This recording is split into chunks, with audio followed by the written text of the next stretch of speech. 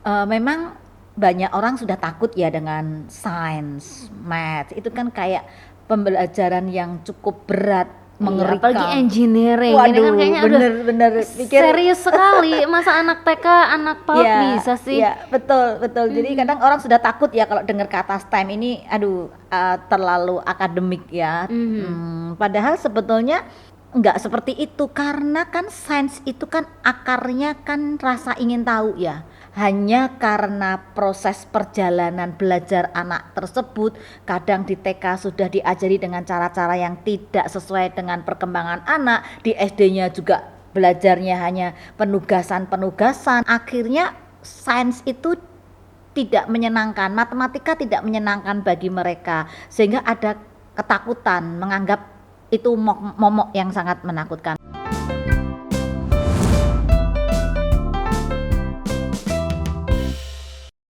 Hai teman Sinau, apa kabarnya nih hari ini? Nah, saya senang sekali ya bisa menyapa teman Sinau dan menemani kalian semua dalam acara kesayangan kita Suara Sinau, Sinau Seumur Hidup. Nah, hari ini kita ditemani oleh Dr. Yuliati Syantayani yang sudah nggak asing untuk teman Sinau semua. Hai Bu Yuli, apa kabar? Baik. Bu Yuli, terima kasih sudah hadir dan mau berbincang-bincang dengan saya di topik Selalu. yang sedikit berbeda nih hari ini. Bu Yuli sudah nonton belum episode kemarin? Oh, yang kemarin ya tentang anak keranjingan gadget itu ya. Betul, betul. Nah, hari ini kita mau ngomongin agak bersinggungan dengan tema-tema digital atau kekinian nih. Oke. Cuman mungkin kita akan soroti dari sudut pandang pembelajarannya ya Bu Yuli. Bagaimana sih pembelajaran yang cultivate atau menyuburkan ini digitalisasi, teknologi. Nah, saya tuh sering dengar belakangan ini sering disebut-sebut pembelajaran dengan metode STEM atau STEAM, ada A-nya tuh. Gimana sih itu Bu Yuli? Saya juga seperti kalau nggak saya dengar Bu Yuli ini juga mengarang buku yang judulnya STEAM, betul ya Bu Yuli ya? Iya, konsep dan praktek STEAM di PAUD. Wah, nah ini perlu di-sharingkan nih Bu Yuli. Saya penasaran seperti apa sih? Iya, oke, terima kasih kesempatannya. Dan kalau kita berbicara tentang STEAM, sepertinya kan memang negara-negara ini juga sudah melirik ke sini ya, karena kan kita tahu bahwa STEAM itu hadir untuk bisa bersinergi dengan perkembangan zaman ini kan, kondisi yang semakin apa ya, advance sekarang ini kan perubahannya cepat, banyak hal yang harus dikuasai, dikembangkan, dimodifikasi, dan ternyata menyelesaikannya nggak cukup pakai satu cara aja atau satu konsep, membutuhkan cara-cara baru. Nah, STEAM itu kan kalau kita lihat namanya itu kan akronim dari Science, Technology, Engineering. Kalau A itu kan art ya, walaupun dasarnya A belum dilibatkan, dan yang M adalah matematika. Nah, ketika STEAM itu digunakan dia kerjanya keroyokan. Nah, jadi masalah-masalah yang ada itu ketika diserang tanda petik ya oleh ilmu yang keroyokan, harapannya bisa melahirkan inovasi-inovasi baru. Jadi STEM itu sebagai sebuah, oke, tadi Miss Wona bilang sebagai metode, ada yang memang meletakkan STEM itu metode. Jadi metode itu kan cara ya, cara untuk menghadirkan konsep tersebut di kelas atau bisa di bidang-bidang yang lain. Kalau konsep itu kan lebih tinggi ya, lebih pada suatu ide yang ingin dibawa untuk bisa dipelajari dan dialami oleh anak. Jadi Semacam konten atau ya, dagingnya gitu ya Bu Yuli dagingnya, ya? isinya ya, esensinya ya, itu konsep. Berarti bukan pembelajaran yang menggunakan sains atau menggunakan teknologi, cuman pembelajaran tersebut ya intinya ini Ya, STEM tadi gitu ya Bu betul. Yuli Kalau ya? metode kan tadi dipakai sebagai cara. Jadi kayak sains teknologi itu digunakan sebagai alat untuk membantu menyelesaikan masalah. Itu bisa sih kalau memang dipandang sebagai tool atau metode. Tetapi tergantung cara pandang kita, bahwa STEM itu juga bisa dianggap sebagai sebuah konsep yang tadi kita bilang isinya, dagingnya ya, esensinya apa ya, sesuatu yang lebih hakiki ya. Nah, Bu Yuli ini menarik sekali. Yang buku yang Ibu tulis ini kan ngomongin konsep STEM untuk anak usia dini ya. Nah, kalau kita bayangin yang namanya science, matematik, gitu kan kayaknya susah nih. Emang gimana Bu caranya kok bisa mengaitkan STEM ini dengan pembelajaran di PAUD? Ya, memang banyak orang sudah takut ya dengan sains, math. Itu kan kayak pembelajaran yang cukup berat, mengerikan. Apalagi engineering. Waduh, ini kan kayaknya bener pikir serius sekali. Masa anak TK, anak PAUD bisa sih? Ya, betul. Jadi kadang orang sudah takut ya kalau dengar kata STEM ini, aduh, terlalu akademik ya. Padahal sebetulnya enggak seperti itu, karena kan sains itu kan akarnya kan rasa ingin tahu ya, curiosity yang tinggi. Kita tahu kan anak-anak itu terlahir dengan rasa ingin tahu yang tinggi dan subur sekali rasa ingin tahu. Hanya karena proses perjalanan belajar anak tersebut kadang di TK sudah diajari dengan cara-cara yang tidak sesuai dengan perkembangan anak, di SD-nya juga belajarnya hanya penugasan-penugasan yang hanya dengan model-model yang lama. Akhirnya sains itu tidak menyenangkan, matematika tidak menyenangkan bagi mereka, sehingga ada ketakutan, menganggap itu momok yang sangat menakutkan. Padahal ketika akar dari sains, matematika segala itu kan sebetulnya akarnya juga berangkat dari rasa ingin tahu juga kan, karena dia perlu alat untuk bisa menarik rasa ingin tahu itu menjadi sesuatu. Itu kan butuh tool ya, dan matematika itu kan sebagai toolnya. Jadi kalau kita kembalikan kepada anak, sebetulnya STEM itu sangat cair. Engineering juga orang berpikir kan tadi, wow, rekayasa, mana mungkin anak-anak itu bisa melakukan rekayasa. Ya kadang kita itu meng-underestimate anak ya, menganggap bahwa anak nggak bisa melakukan rekayasa. Padahal anak itu kan memang sangat suka dengan manipulasi ya, apa aja itu kan ya diutak-atik lah. Nah, baru beli mainan sehari rusak, sebetulnya kan di situ ada unsur engineering. Oh, menarik.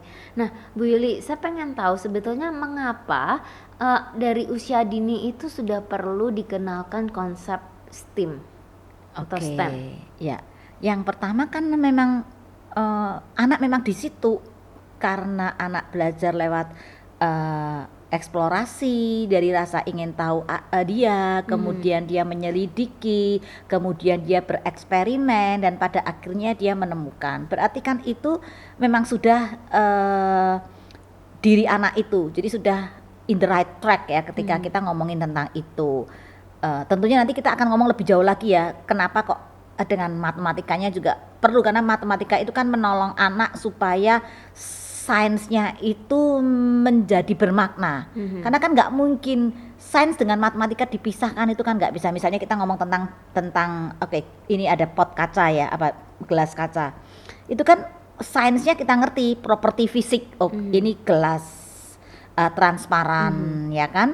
Tetapi kan kita perlu menangkap ini dari sisi matematika. Oke, ukurannya. Prediksi volume yang bisa diisikan ke situ ya, ketebalan gelas itu, sehingga ketika kita memegang, kita handlingnya juga cukup bisa mencermati itu. Jadi sains dengan matematika itu memang tidak pernah dipisahkan. Kemudian kalau kita ngomong teknologi juga, kita kan tidak mungkin kita itu tidak menggunakan teknologi, walaupun teknologi sederhana. Teknologi itu kan dari yang sederhana sampai yang sophisticated kan. Apapun kita akan menggunakan teknologi, karena teknologi itu menolong kita untuk bisa bekerja lebih efektif dan efisien. Kemudian engineering, teknologi itu pasti juga nempel, seperti tadi matematika dengan sains itu nempel ya, seperti mata uang dengan dua sisi yang nggak pernah bisa dipisahkan. Demikian juga teknologi dengan engineering, karena kalau ada teknologi perlu ada rekayasanya. Teknologi itu kan harus disentuh dengan kekinian supaya punya daya dongkrak ya, bisa membantu kerja manusia dengan lebih efisien dan efektif. Nah, kalau art itu kan lebih pada, sekarang kan taste itu kan penting ya, good taste. Betul. Iya, sesuatu yang punya membuat emosi juga ikut bermain di situ. Sebuah benda ketika ada nilai artnya juga punya daya jual yang lebih baik dan sebagainya. Dan itu ada di anak-anak, itu kan sudah punya jiwa eksplorasi seni. Kemudian yang tadi saya sampaikan. Nah, itu kenapa perlu diajarkan pada anak usia dini, karena sudah memang hakikatnya anak itu di situ. Jadi bukan barang baru yang diimplankan dalam kehidupan anak, karena memang sudah ada di anak. Itu kalau kita lihat dari ujung bawah ya. Tapi kedepannya ini kalau kita lihat dunia kan sudah bergerak ke sana, ya kan, bahwa kedepannya itu kan semua serba menggunakan teknologi. Semakin kita tahulah, sering kita bicarakan di edisi episode kita sebelumnya kan, sehingga anak ini harus kita persiapkan supaya nanti dia bisa mengisi kehidupan yang akan datang dengan kebutuhan saat itu. Jadi dunia pendidikan itu mumpung di usia dini kita membangun jembatan ya, jembatan kesetaraan supaya gapnya tidak terlalu jauh. Dunia virtual, dunia teknologi tetap kita hadirkan dengan cara-cara yang berpihak pada anak. Sejak usia berapa Bu Yuli anak usia dini idealnya diperkenalkan pada konsep STEM? Usia ya, kalau mau tanya usia itu kan sangat relatif. Sebetulnya kan konsep STEM itu kan tidak harus dihadirkan dalam cara-cara yang abstrak ya. Katakanlah kalau anak usia dini, bayi lah katakanlah, misalnya umur 4 bulan, itu kan bisa kita kenalkan dengan konsep STEM, walaupun konsep itu kan abstrak. Sementara anak usia dini harus belajar dari hal yang konkret, tapi kita kasih aja rattle. Ya, rattle itu ketika kita goyang-goyang, dia dengar bunyi, itu kan di situ ada konsep sains ya. Bagaimana bahwa benda yang digoyang itu bisa berbunyi, benda bahan material apa rattle itu sehingga bunyinya seperti ini. Ketika yang digoyang-goyang mungkin gelas atau dipukul-pukul ya, kalau mungkin gelas, atau gelas dikasih bola digoyang-goyang, tergantung bolanya isinya apa, material apa, itu kan akan menghadirkan bunyi yang berbeda-beda. Itu kan sebetulnya konsep sainsnya ada. Kemudian konsep matematikanya juga kita bisa tunjukkan seberapa, katakanlah ukuran dari benda tersebut. Ketika rattle-nya 1 bunyinya seperti ini, rattle-nya 2 bunyinya seperti ini, cara menggoyangnya, cara kita menunjukkan kepada anak dari sudut pandang yang berbeda. Kemudian kalau dipukul-pukulkan di permukaan atau dikenakan dengan cahaya maka ada pantulan, itu kan sebetulnya juga sudah STEM. Hanya kita tidak mengajarkan wah bla bla bla bla, enggak, tapi memang menghadirkan sehingga anak itu mulai kenal gitu. Tapi kalau seperti itu kesannya ya memang STEM ini ada di lingkungan keseharian kita ya Bu Yuli ya. Sebetulnya kan memang STEM itu bukan barang baru sebetulnya. Hanya selama ini kan terpisah-pisah. Oh, ini sains, ini matematika. Kenapa STEM ini menjadi seksi sekarang? Itu karena justru keroyokannya itu menjadi satu pasukan ya. Jadi ibaratnya kalau kita misalnya seorang tukang mengerjakan suatu pekerjaan engineering, kalau dia hanya menggunakan satu alat, sementara pekerjaan ini cukup sulit, maka akan sangat terbatas ketika menggunakan satu perlengkapan. Tapi ketika dia punya tool yang lengkap nih, oh nggak bisa pakai ini, dia pakai ini, nggak bisa pakai ini, atau alat-alat itu bisa digunakan bersama-sama, maka lebih bisa digunakan untuk memecahkan masalah. Jadi dasar-dasarnya STEM itu sudah ada dan itu ada dalam kehidupan sehari-hari. Tetapi bagaimana mereka itu digunakan secara bersama-sama untuk memecahkan masalah. Memang kalau untuk baby katakanlah tadi belum memecahkan masalah karena baby kalau sudah mulai setahun sudah mulai punya masalah ya. Aku pengen ngambil mainan di situ tapi kok nggak bisa. Itu kan dia punya masalah nih. Gimana caranya mengambil benda itu supaya bisa dipakai dia mainan. Nah, tapi kalau mungkin untuk baby bisa jadi masalahnya belum terlalu kelihatan ya. Ya paling masalahnya lapar nangis ya kan. Masalahnya pengen dipeluk dia nangis gitu. Artinya secara bertahap STEM itu diperlukan untuk menolong memecahkan masalah. Tentunya bagaimana dia harus mengambil keputusan. Cara berpikir STEM itu akan membantu seseorang untuk memandang dari berbagai sudut dan akhirnya mengambil keputusan dengan analisis yang baik. Nah, untuk guru atau orang tua, bagaimana mereka bisa memfasilitasi dalam menghadirkan konsep STEM ini, Bu Yuli? Apakah ini adalah sesuatu yang memang perlu intentional, di prepare, di plan, atau karena ini udah di mana-mana di kehidupan sehari-hari, sebenarnya nggak perlu khawatir, konsep STEM itu pasti ada? Ya, konsep STEM itu pasti ada, tetapi ketika tidak ada orang dewasa yang mengaitkan atau menyangkutkan atau menghadirkan, maka anak itu tidak aware bahwa ini loh STEM.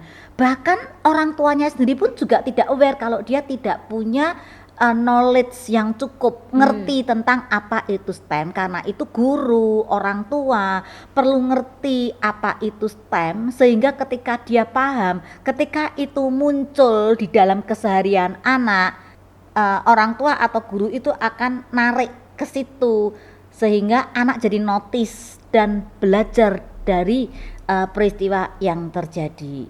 Seperti itu. Apa yang terjadi, Bu Yuli, kalau anak ini terlambat diajarkan tentang STEM, atau mungkin tidak diajarkan, tidak dikenalkan konsep STEM ini?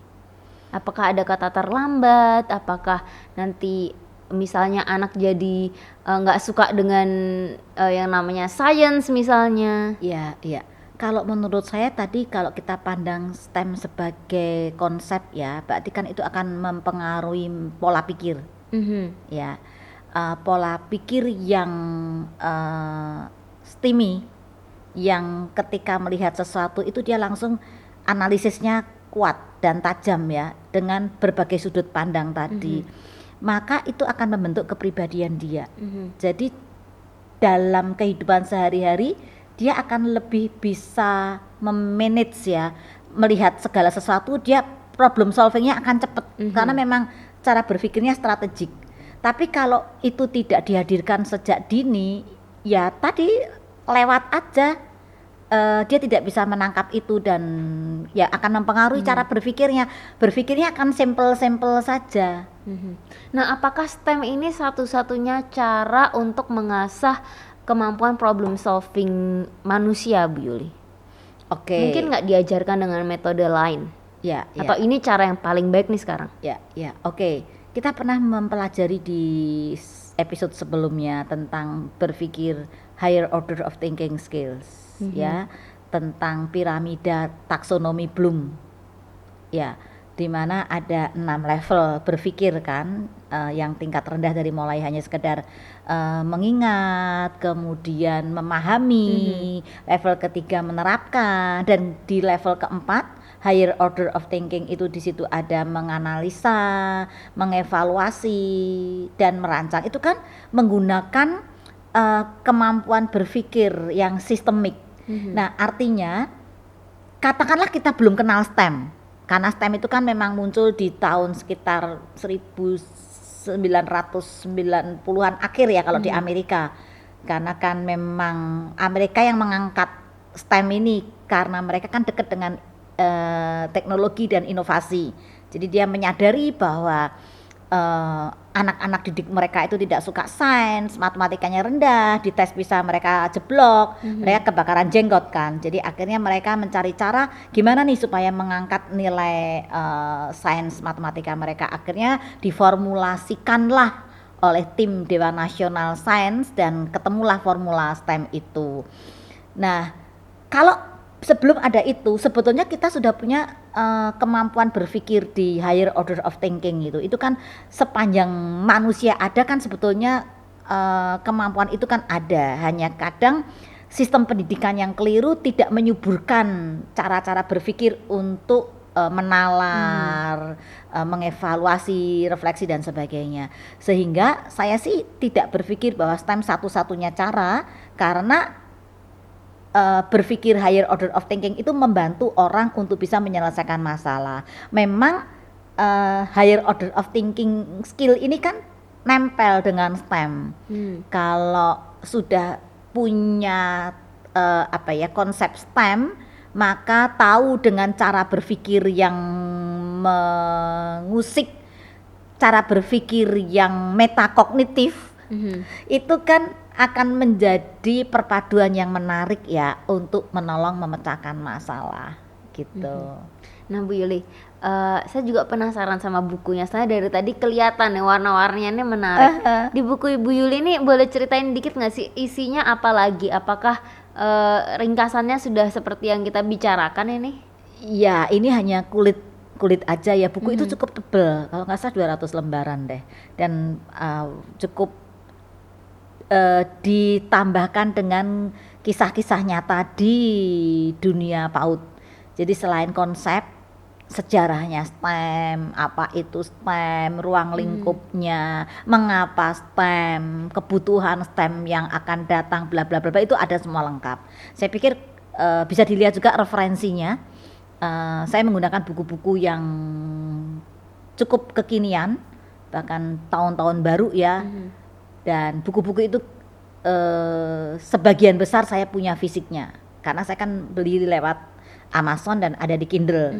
Mudah kan untuk mengakses buku itu, termasuk ketika saya main ke Amerika, belanja saya itu kan daripada beli kosmetik, saya lebih memilih beli buku. Setiap pagi buka pintu apartemen, wah buku pesanan saya datang baru-baru dan bagus-bagus. Jadi dan saya juga punya hobi suka baca, sehingga yang saya tulis di situ bukan sekedar opini saya, tetapi memang ada kajian-kajian yang memang sudah dipublish di buku-buku yang cukup terrekomendasi. Nah kemudian kami hadirkan di laboratorium kami, dalam arti ya karena kita punya sekolah, dan sekolah kita kan memang sudah play based dan juga mengembangkan kreativitas, sehingga sangat mudah sekali STEM itu untuk nempel di situ, dan kita sudah praktekkan, dan fakta-fakta itu kita hadirkan di buku itu, yang menjadi buku ini menjadi sesuatu yang konkret ya, tidak sekedar membawakan teori-teori. Kalau teori-teori kan kita bisa googling banyak, tapi gimana STEM itu bisa hadir di kelas dan beneran dan cocok dengan konteks Indonesia. Nah saya pikir itu cukup lengkap, termasuk ada video-video, kalau ada QR code-nya kita scan, kita bisa langsung akses ke video-video YouTube yang sudah memberikan praktek-praktek. Nah, Bu Yuli tadi ngomongin konteks Indonesia, bagaimana STEM ini, pembelajaran berbasis STEM ini berbeda di Indonesia dengan di luar negeri sih Bu?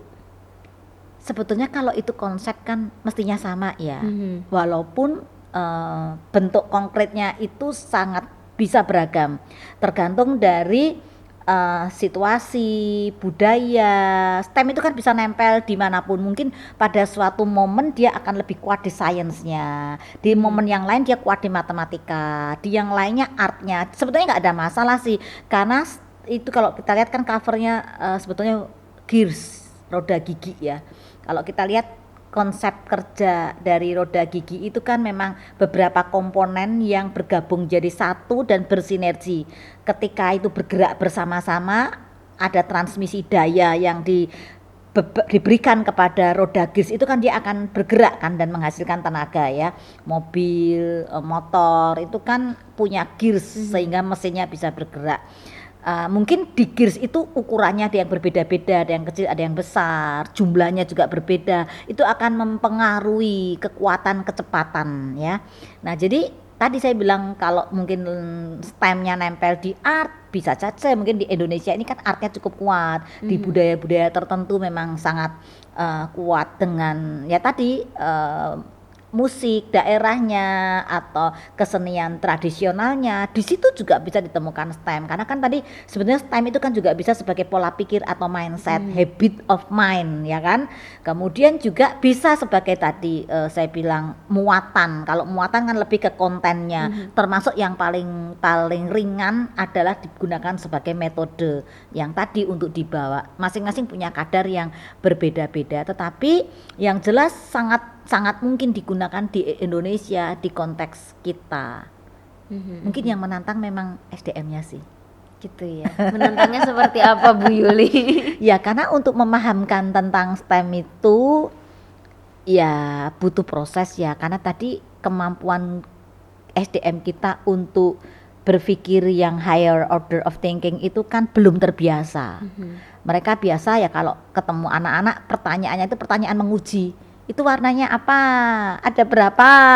Itu apa?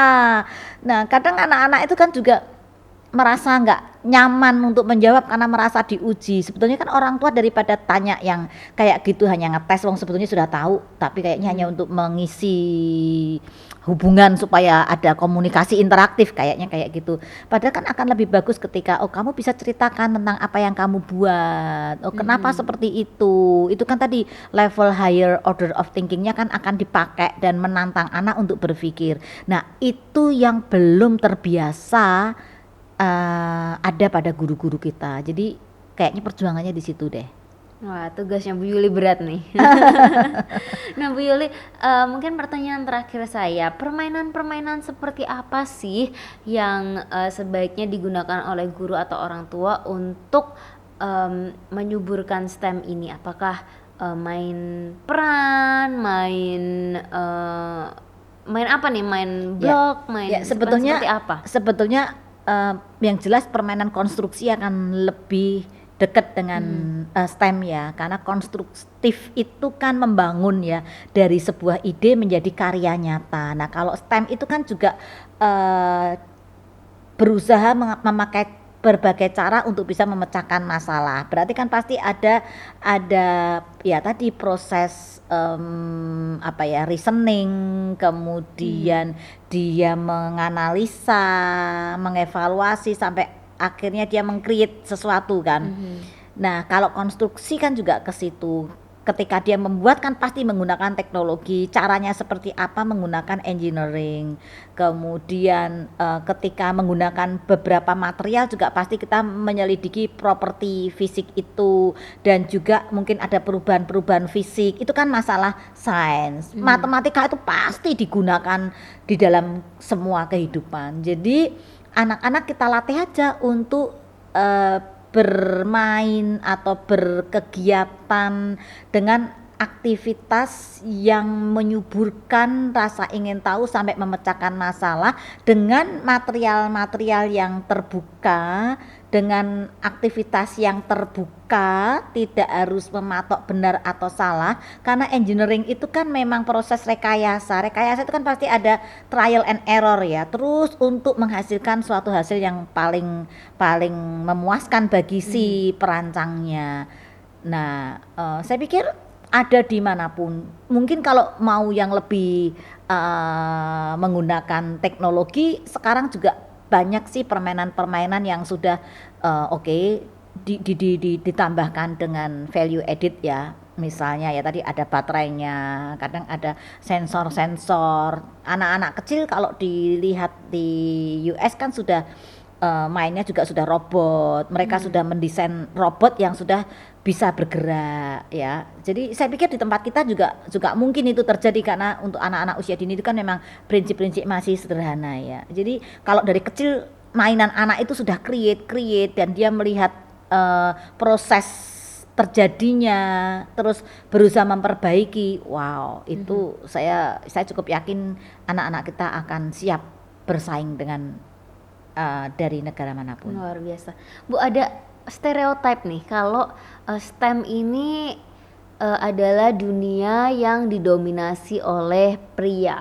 Ini dari ngomong dari konteks pekerjaan atau dunia di luar sana ya untuk dewasa. Nah, untuk di anak sendiri, apakah Bu Yuli mengamati adanya perbedaan antara anak perempuan dan anak laki-laki dengan permainan konstruktivis ini? Betul. Atau Saya STEM? pernah membaca risetnya, memang betul. Sepertinya, saya agak lupa ya, waktu itu memang saya pernah menemukan pria cenderung lebih dekat dengan dunia STEM. Ya karena kan tadi ada cenderung ke konstruksi kan. Anak laki-laki mendapatkan kesempatan yang lebih karena pola asuh dari keluarga dan pandangan budaya memperlakukan laki-laki berbeda, walaupun mestinya kan tidak seperti itu.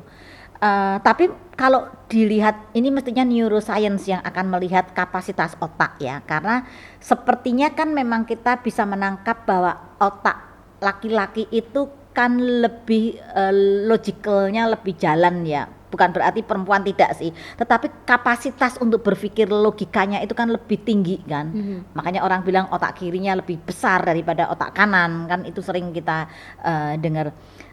Tetapi menurut saya bukan berarti anak perempuan tidak bisa dibawa ke sana kalau stereotip dan pola pikir orang tua itu tidak mendikotomi antara laki-laki dengan pria.